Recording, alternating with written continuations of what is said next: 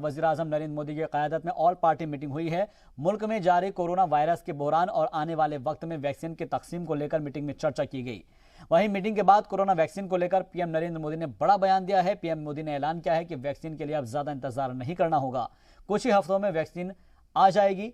मुल्क के साइंसदान बड़ी कामयाबी के करीब हैं।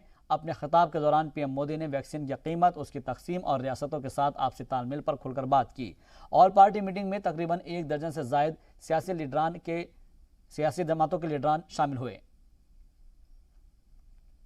भारत की अपनी 3 अलग अलग वैक्सीन का ट्रायल अलग अलग चरणों में है।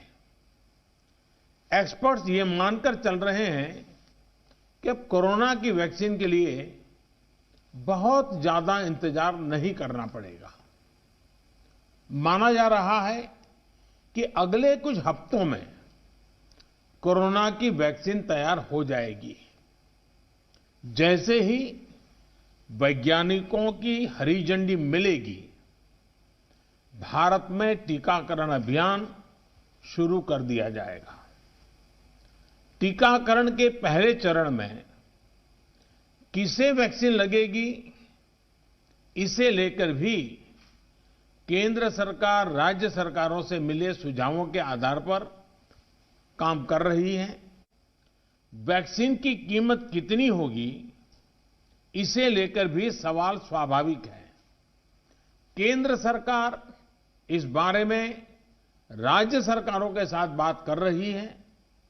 वैक्सीन की कीमत को लेकर फैसला जन स्वास्थ्य को सर्वोच्च प्राथमिकता देते हुए किया जाएगा और राज्य सरकारों की इसमें पूरी सहभागिता होगी।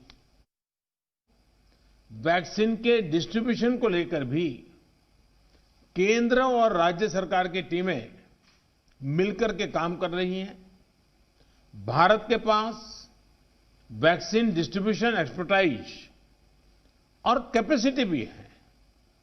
दुनिया के अन्य देशों के मुकाबले इस क्षेत्र में हम बहुत बेहतर हैं।